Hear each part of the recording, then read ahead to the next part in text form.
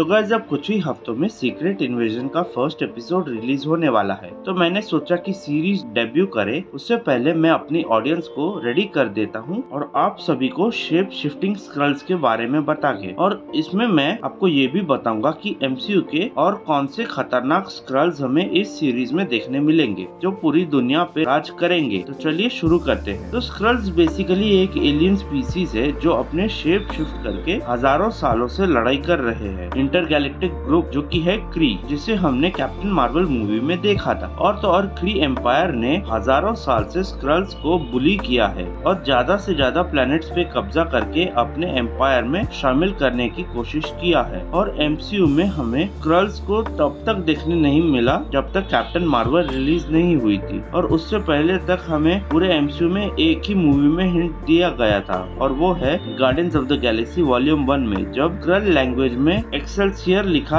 आता है और रॉकेट रकून स्टैन ली को रोस्ट करता है। और ये मोमेंट मेरे लिए सबसे बेस्ट मोमेंट था। और हम स्क्रल्स से पहली बार मिलते हैं कैप्टन मार्वल में, जब स्क्रल्स को रेफ्यूजी बताया गया था और उनको लीड कर रहा था टेलोस और उसकी वाइफ सोरेन। तो पहले टेलोस स्क्रल ग्रुप का कमांडर हुआ करता था जब वो लोग लालची क्री ग्रुप से लड़ रहे थे, और जब क्री ने स्क्रल्स के होम वर्ल्ड को डिस्ट्रॉय कर दिया, उसके बाद से टेलोस, सोरेन और उनकी बेटी जिया और कुछ स्क्रल्स को क्री उनके साथ क्री एम्पायर में कैद करके रखा हुआ था। तो सबसे पहले हमने जिया को कैप्टन मार्वल में छोटी एज में देखा था, पर अब सीक्रेट इन्वेजन में हम उसके एडल्ट वर्जन को देखेंगे जिसे प्ले कर रही है एमिलिया क्लार्क। तो सीक्रेट इन्वेजन को देख के ऐसा लग रहा है कि टेलोस और सोरेन के जो पीसफुल ग्रुप्स है वो ही नहीं है अर्थ पे सरवाइव करने के लिए, तो उनके साथ ही साथ कुछ और स्क्रल्स के ग्रुप भी है जो अर्थ पे आ रहे हैं वॉर करने के लिए और अपना हक छीनने के लिए। तो हो सकता है इन स्क्रल्स के ग्रुप को अर्थ पे कोई वैल्यूएबल रिसोर्स मिला होगा जिससे वो अपना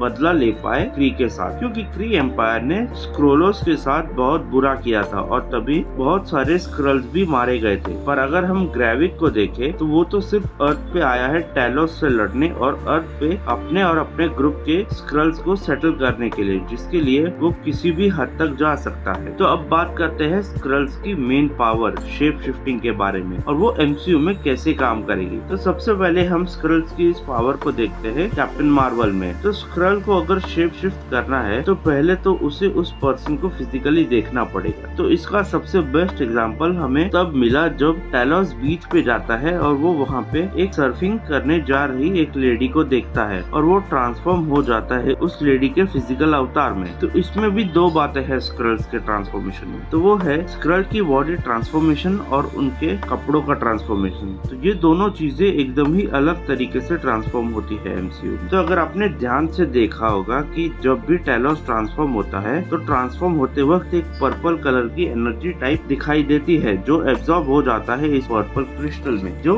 उसके लेफ्ट शोल्डर में है, वो दूसरे पर्सन के फिजिकल फॉर्म में आने से पहले। तो मुझे तो ऐसा लग रहा है कि ये पर्पल क्रिस्टल्स जो है स्क्रल्स के कपड़ों पे, तो उसी से वो अपने कपड़े और बॉडी को ट्रांसफॉर्म कर पाते हैं। पर यहाँ पे एक सवाल आता है और वो है ये कि जो उनकी ग्रीन कलर की फिजिकल बॉडी है तो उसका क्या, वो कैसे काम करती है। तो इसका जवाब हमें एक स्क्रल के ऑटोप्सी से मिलता है कैप्टन मार्वल में कि एक मेजर फैक्टर है जो इन स्क्रल्स को ट्रांसफॉर्म होने में, और वो है इन स्क्रल्स के एटॉमिक स्ट्रक्चर। तो हम इंसान बने हैं कार्बन से और दूसरे एलिमेंट से जो पीरियोडिक टेबल में मौजूद है, पर स्क्रल्स की बॉडी ऐसे एलिमेंट से बनी है जो अर्थ पे पहले किसी ने भी नहीं देखा। तो इसी से हमारा दूसरा फैक्ट आता है कि स्क्रल्स एमसीयू में डिटेक्ट हो सकते हैं जैसे कि कॉमिक्स में होता है। और तो और एमसीयू में एक स्क्रल डिटेक्टर ऑलरेडी इन्वेंट हो चुका है जो कि निक फ्यूरी अपने साथ लाना भूल गया है सीक्रेट इन्वेजन में। तो ये तो वही बात हो गई कि मैं युद्ध लड़ने जा रहा हूँ पर मेरे पास तलवार ही नहीं है तो मैं क्या लड़ूंगा। तो भाई अब स्क्रल्स से कैसे लड़ोगे और पता कैसे चलेगा कि कौन स्क्रल है और कौन नहीं, और क्या आपको पता है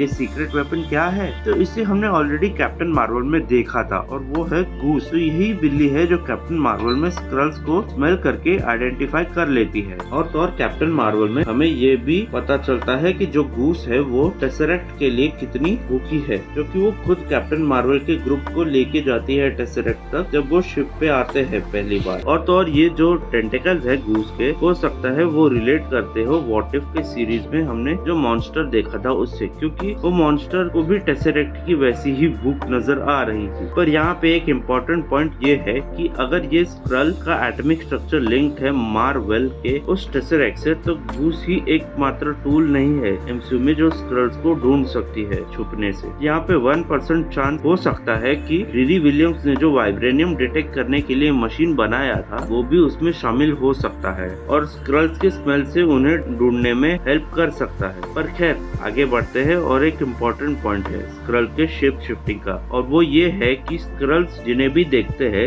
उसके फॉर्म में ट्रांसफॉर्म हो जाते हैं, पर वो ऑटोमेटिकली उनकी मेमोरी एब्जॉर्ब नहीं कर पाते। तो स्क्रल्स ने एक टेक्नोलॉजी इन्वेंट किया है जिससे वो लोगों के दिमाग को स्कैन करते हैं, मेमोरी को कैप्चर करते हैं और डेटा को इस पर्पल क्रिस्टल में डाउनलोड करते हैं। तो ये पर्पल क्रिस्टल सेम वैसा है जो उनके कपड़ों पे लगा हुआ था। तो इससे ये बात पता चलती है कि जो सीक्रेट इन्वेजन के ट्रेलर में एक शॉट में हम स्क्रल की ढेर सारी बॉडीज को एक स्टोर रूम में देखते हैं, तो हो सकता है ये सारे वही ह्यूमंस हो जिससे ग्रेविक लेके आया हो और उन्हें अभी तक जिंदा रखा हो, जिससे वो स्क्रल्स को अगर अपने रोल को अपडेट करना हो तो वो कर पाए, या फिर वो रोल किसी और स्क्रल को पास आउट कर पाए। तो एक बात बहुत बढ़िया रही कि जब ये इन्वेजन हुआ अर्थ पे, तो निक फ्यूरी अर्थ पे नहीं था, क्योंकि वो एक ही ऐसा बंदा है जिसे ग्रेविक और उसके स्क्रल्स पहले किडनैप करते और रिप्लेस करते, और वो और कोई नहीं निक फ्यूरी होते, क्योंकि निक फ्यूरी ने अपने पूरे करियर में बहुत सी इम्पोर्टेंट इन्फॉर्मेशन अपने पास रखी है पूरी दुनिया की। तो जैसा कि हमने सीक्रेट इन्वेजन के ट्रेलर में देखा कि निक फ्यूरी हमेशा से ही तैयारी कर रहा था इन स्क्रल जैसे स्पीसीज से लड़ने के लिए, इसीलिए ही तो निक फ्यूरी ने एवेंजर्स को असेंबल किया था और वो टेसरेक्ट हाइड्रो वेपन को भी रेप्लिकेट करने की कोशिश की थी जो जोला और रेड स्कल ने बनाई थी वर्ल्ड वॉर 2 में एवेंजर्स से छुप के। तो निक फ्यूरी इतना चालाक है कि वो अर्थ पे जो चल रहा था कुछ दशकों से, उसे देख के वो अपने आप ही अंडरग्राउंड हो गया था कुछ समय के लिए। तो ये अच्छा भी हुआ, क्योंकि अगर निक फ्यूरी अर्थ पे रहता तो ये एक बहुत बड़ा रिस्क होता, क्योंकि स्क्रल्स अर्थ पे इन्फिल्ट्रेट होके आ चुके हैं। और हम निक फ्यूरी की बात कर ही रहे हैं तो हमारा नेक्स्ट टारगेट है मारिया हिल, जो कि है निक फ्यूरी की राइट हैंड, और वो एक ही है जो निक फ्यूरी के सबसे करीब है और जिसे फ्यूरी अपनी फ्रेंड भी बोल सकता है। अगर स्क्रल्स किसी तरह से मारिया हिल को कंट्रोल कर लेते हैं तो उसके पास भी कई सारे ऐसे राज है जिससे निक फ्यूरी पे खतरा आ सकता है। पर हाल फिलहाल मारिया हिल का रोल प्ले कर रही है टैलोस की वाइफ सोरेन।